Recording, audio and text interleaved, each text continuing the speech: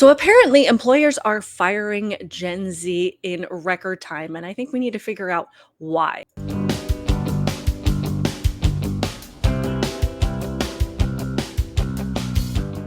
Welcome to my channel, Outspoken Samantha. If you are new here, welcome. I do appreciate you clicking on the video to watch it. And since you are here, I would love it if you would also hit that subscribe button and make sure that your notifications are turned on so that you never miss an upload or a live stream.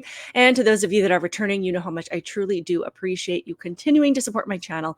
And I would love it if you would make sure that you are subscribed as well. So I know on my channel, I have talked a lot about Gen Z, and I know that I have not had the most positive opinions about this particular generation of young people.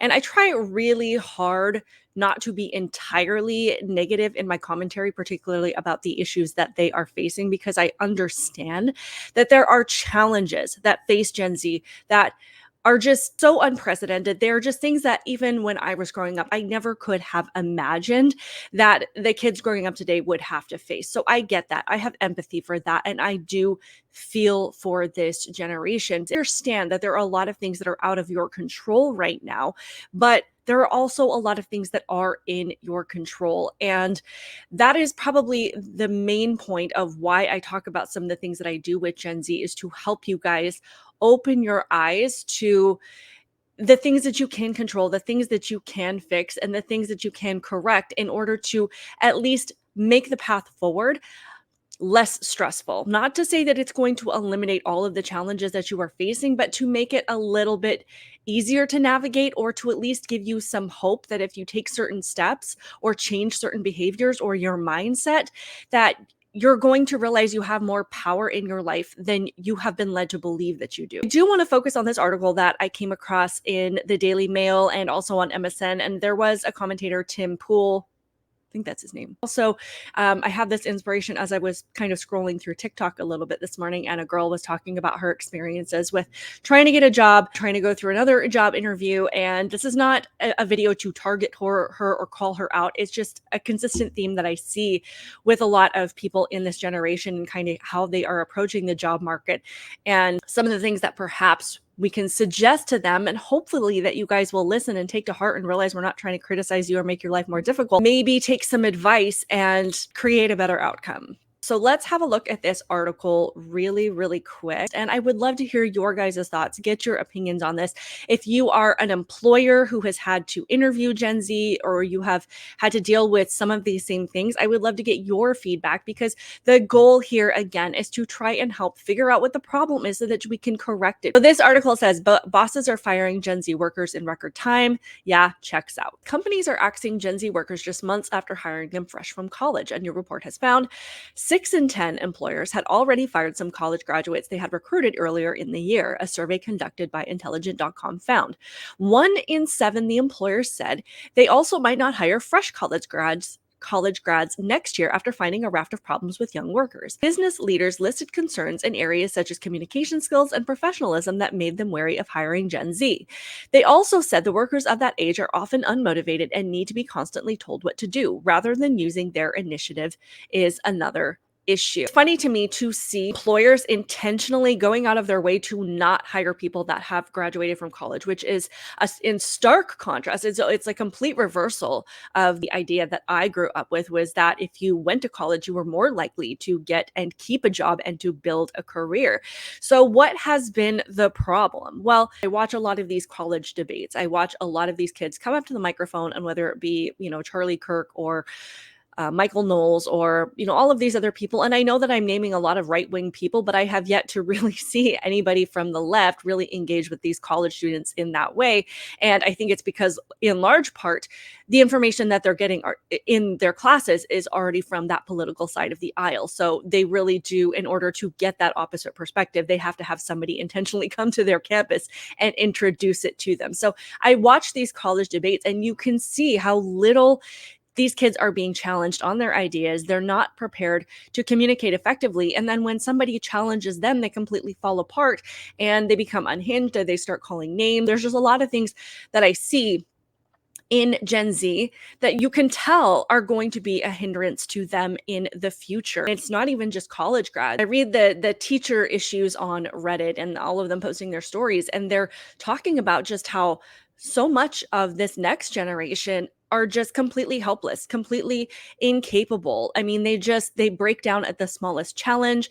They don't want to have to figure anything out for themselves. They don't want to have to solve problems. Being in that younger age, that is when you start to learn those skills. And we're seeing it younger and younger ages where those things are just being completely abandoned. There's just so many things that I do think have been sold to these kids and these young adults in their learning years that have falsely led them to believe that this is how the real world works, that somebody is going to be able to constantly correct your mistakes or hold your hand or allow you to have a safe space when you're having a rough time. That is just not how the real world works. And going on in this article just confirmed everything that I just laid out. It says many recent college graduates may struggle with entering the workforce for the first time, as it can be a huge contrast from what they are used to throughout their education journey. They are often unprepared for a less structured work environment, workplace cultural dynamics, and the expectation of autonomous work, he explained. 3/4 of companies surveyed said some or all of their recent graduate hires were unsatisfactory in some way. A half said their Gen Z hires had a lack of motivation, making them difficult to work with. HR consultant Brian Driscoll argues that it's not just young employees presenting a problem, but the education system itself, which is not preparing its graduates for the working world. Another wrote, as a millennial working with Gen Zs, I have to admit that I've told a couple not to wear their bizarre, trendy, dirty 90s feelas to work. I literally never thought that would have been appropriate in an office environment as a young person. A third person said they have issues showing up every day where I work, so it's mainly attendance problems. Someone who went through years of education, including law school, I can tell you colleges are not preparing students for real world work. Education today emphasizes theory over practice. Sure, learning Greek mythology is fascinating, but unless you're teaching it, how does that prepare you to communicate effectively in a corporate meeting or demonstrate professionalism? It doesn't. Instead of teaching new hires what they want from them, employers are simply firing workers for not being prepared. It's a cyclical issue that reflects systemic failure on multiple levels, he argued. So I appreciate everything that is being laid out here.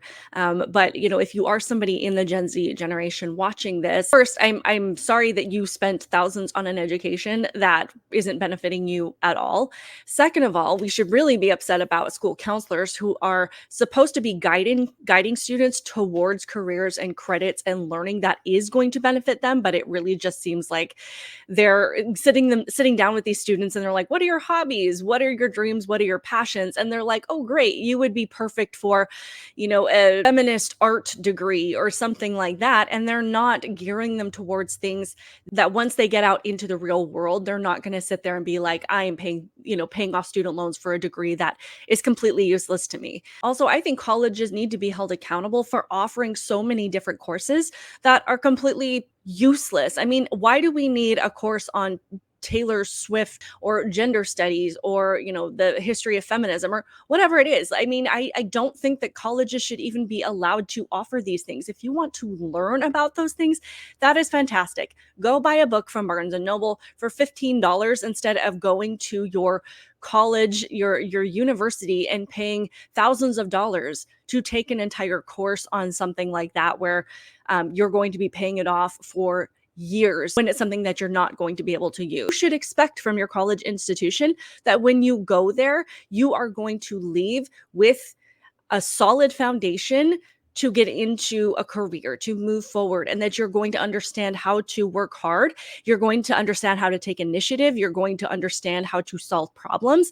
And you're not going to need to be babysat by your employer who constantly has to assign you things to do before you understand what your role is. This is why so many people today are coming out and saying, you know what, don't even go to college. I mean, it's really unfortunate that we have to say that because I feel like college used to be something that was useful, used to be something that was an indicator of your intelligence and your ability and your skill and your motivation and your hard work.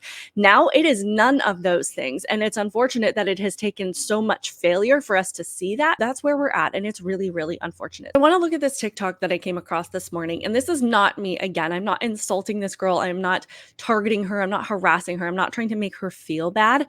But just as she was talking, yes, I completely feel for her frustration and her struggles. She's also not an isolated incident. I'm hoping that as we go through it, you can take this as constructive criticism. And I'm hoping people will also leave constructive criticism in the comments, giving these young people advice on how to overcome these challenges or to perhaps correct some of these behaviors that their employers are seeing, which has led to these articles saying that these employers are just not even going to bother with this next generation of college graduates. So let's listen to a little bit of what she has to say. I understand that right now this job market is one of the worst job markets that we've seen, and definitely that I've seen since I've been in the professional world.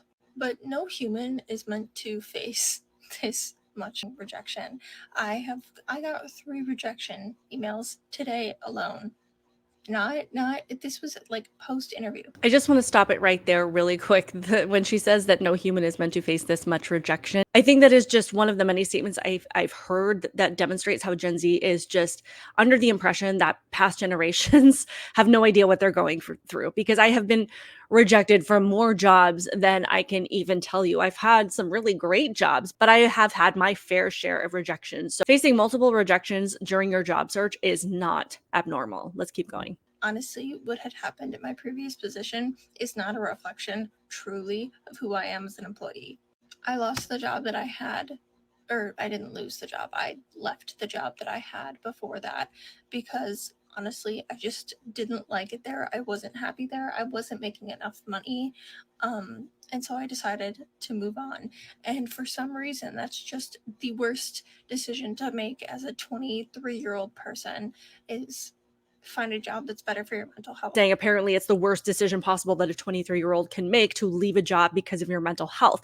And I'm just telling you that if an employer hears that, they hear that if you are struggling emotionally, if you have personal struggles in your life, you are going to just abandon ship. They understand that people are going to have struggles in their life, but they need to know that you can work through those things separately outside of the workplace and come to your job and just do the job that you have been asked to do, and then go home and do whatever it is that you need to handle the struggles that you are facing. It is not your employer's job to manage your emotional challenges, and it is not a fair expectation of your employer to allow you to have a lesser job performance and sacrifice their workplace because you're having a hard time. You have to be able to separate your personal life from your job. Get that it's an employer-driven job market right now, and that a lot of us are out of work and a lot of us are struggling. But I genuinely, I cannot handle this for much longer. I'm currently in a part-time position, but the funny thing about me and part-time positions is that I have a disability that sometimes requires me to call off work or leave work early because of my disability. When I'm working office jobs, this is avoidable because I am able to oftentimes go work from home, which I can do. I just cannot always be in an office. I'm sure this is something that employers are having to deal with as well.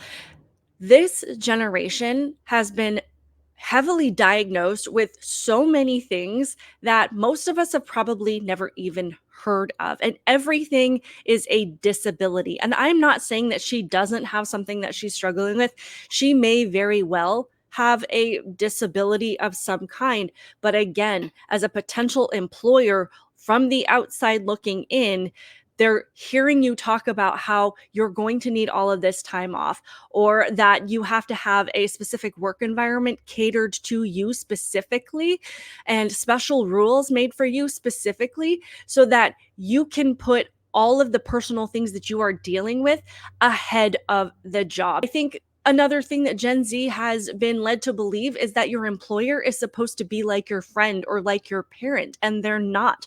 It is a professional relationship, and everything that they expect of you is from a professional perspective. You have to stop looking at your employer like they're supposed to make the kind of accommodations for you that your parents would make for you. I understand that she is struggling. So much of this next generation is struggling. We are in a terrible economy. We are in a terrible job market, but it is not not going to help your cause if you go into these places with the expectation that what you need, what you want, and your desires and your goals is going to completely matter more than what your employer needs and wants, because they have a business to run. It is not a daycare. It is not your college class. It is not your social club. This is a workplace, and we need to have that separation, and that separation of expectations. I think that, once people can realize that, they're going to have a better chance of getting a job and staying at that job. You guys can let me know all of your thoughts on this in the comments below. Please be sure to hit that like button. Make sure that you are subscribed.